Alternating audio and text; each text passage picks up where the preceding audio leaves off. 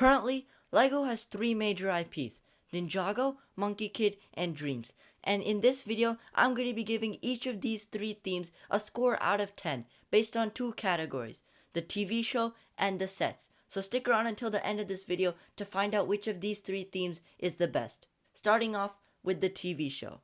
Of course, when talking about the TV show, we have to start off talking about Ninjago, because it was the first wildly successful LEGO TV show, and as I'm sure most of you know, I absolutely love Ninjago.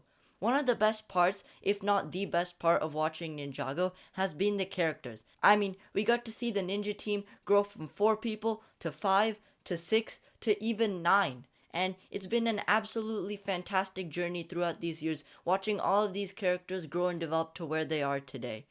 Another one of Ninjago's biggest strengths has been its ability to appeal to a super wide audience. Despite being meant for children, Ninjago has a huge older audience as well, because a lot of the themes and storylines can resonate with older people as well. Take for example Sons of Garmadon. It features a pretty standard quest for an ancient artifact, but it also has themes of revenge and betrayal and heartbreak, which a lot of older people resonated with too, and is one of the reasons why Sons of Garmadon is one of the most beloved Ninjago seasons of all time. Now, Ninjago is not a perfect TV show. It has had its stumbles here and there, but in my opinion, at least 8 to 10 out of the 18 or so seasons that we've gotten so far have been absolutely fantastic, and the rest haven't been bad, just kind of forgettable. So taking into account the overall consistency and quality that Ninjago has delivered over the years, I'm gonna have to give Ninjago a solid 9.5 out of 10. Alright, next up, talking about Monkie Kid. Not gonna lie, I've only watched around 3.5-ish seasons of Monkie Kid, so I don't really have a full grasp of the entire story. I've heard it gets really good around seasons 4 and 5, which is when I stopped watching, but just in general, whenever I was watching Monkie Kid, it was pretty good. Like, it wasn't as good as Ninjago, but I was expecting Monkie Kid to be not that great, just like a very cartoony, simplified, dumbed down version of Ninjago with Chinese mythology, but I'm very happy to say that Monkie Kid is a lot better than I ever thought it would be. For starters, the stories and themes again are just super deep, and they can resonate with a lot of older people, not just children who this TV show is clearly meant for. I don't really like the animation style of Monkie Kid. I prefer the 3D animation to the 2D animation, but I mean, that's not really that big of a fault for this show. And overall, I do kind of like the stories. The first 3 or so seasons were kind of goofy and definitely leaning more towards the fun side, but seasons 4, at least from what I've heard, definitely offer more dark and gripping stories, similar to like season 8 or season 9 of Ninjago. So from what other people have said, I'm assuming that Monkie Kid is still pretty good. Again, I haven't really watched it, so I can't say fully what are my opinions on the topic, but I've heard that Monkie Kid is pretty solid, so I'm gonna give this a solid 7.5 out of 10. Finally, we have Dreamzz, and not gonna lie, I don't have too much to say on Dreamzz. Both Monkie Kid and Ninjago were meant for a young audience, but I think that Dreamzz is meant for an even younger audience than that. Not gonna lie, I'm not a huge fan of Dreamzz at all. I never found any of the characters particularly interesting, whether it was in season 1 or season 2. And just in general, watching LEGO Dreamzz is just kind of like a boring experience for me. Now, I know that some people do like this show, and that's okay, which just makes me wonder, maybe this is just one of those shows that's not for me. I don't know. Let me know in the comments if you're a Dreamzz fan what you like about the show, and one day maybe I'll try getting back into the show. But for now, I just gotta say I don't really love LEGO Dreamzz too much. I'm gonna give it a 6 out of 10. So this is what I think of the three themes so far, just based off the TV show. So I think it's time we get right into the sets. Again, I'm going to start off with Ninjago. Most Ninjago sets that we get usually fall in one of 4 categories: some sort of vehicle, some sort of location build, a mech, or a dragon. And you would think that after a couple of years this would get boring, but somehow each year the designers find new and creative ways to revamp old ideas. Take for example the elemental mechs that we got earlier this year. Now, we've gotten plenty of mechs in Ninjago in the past, but these mechs do something completely different. For starters, they're in the $20 to $30 scale, which means they're not super small and not super big, but they're also just really good, look really nice, and have a super awesome play feature where you can combine different limbs from different mechs, which must be really fun for children.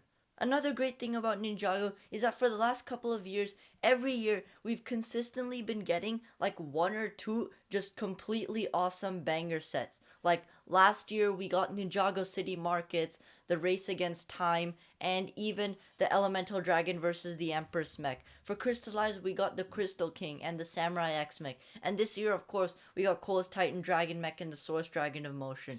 Every single year, Ninjago manages to up its standards and produce fantastic sets, and I am all for it. Even the smaller sets that we get in Ninjago that aren't like absolute bangers, that aren't like massive, I think those sets are still some of the best Ninjago sets that we have. Like for example, Zane's Dragon Power Spinjitzu Race Car. I think that's a really nice car with a really nice play feature that I'm sure a lot of kids are gonna have fun with. Not only that, earlier this year we got Jay's Mech Battle Pack, which came with 4 minifigures for just $10. Another fantastic deal. So yeah, whether it's small sets or absolutely fantastic huge sets, Ninjago's got you covered, and I absolutely love this theme. I love how they can produce fresh and fantastic new sets every year, and that's why I'm going to be giving Ninjago a 9 out of 10 in this regard. Next up, we have Monkie Kid, and Monkie Kid is really similar to Ninjago in the sense that most of the sets that we get are either some sort of vehicle, some sort of location build, or some sort of creature or mech type build. And again, similar to Ninjago, year after year, Monkie Kid can produce some absolutely fantastic sets. In some regards, Monkie Kid is even more creative than Ninjago because Ninjago usually sticks to like what mechs, vehicles, dragons, and location builds, but Monkie Kid isn't afraid to explore and try out new things, which has led us to get some of the most cool and interesting sets. All in all, it's great to see Monkie Kid trying new things, and I absolutely love this theme for it. My favorite Monkie Kid set of all time has to be the Flower Fruit Mountain, just because I think that it's such a cool display piece. I wish that Monkie Kid made some more cheap sets, because most of the audience is children, but it is what it is, and Monkie Kid does have some really good sets. So I'm going to give this theme a 8.5 out of 10. Next up, going into Dreamzz. In my opinion, Dreamzz is even more creative than Ninjago or Monkie Kid. For starters, all of the sets in Dreamzz are 3-in-1, which means they all have 2 alternate builds. Every single set, which I think is just super great for children. And LEGO's really marketing this theme all out to children with this 3-in-1 play feature. And I absolutely love it.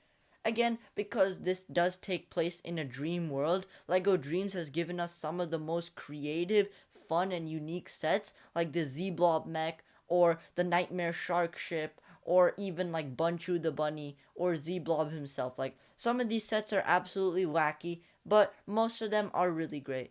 So again, just because of how creative this theme is, and how genuinely fantastic some of the sets are, I'm also going to be giving LEGO Dreamzz an 8.5 out of 10.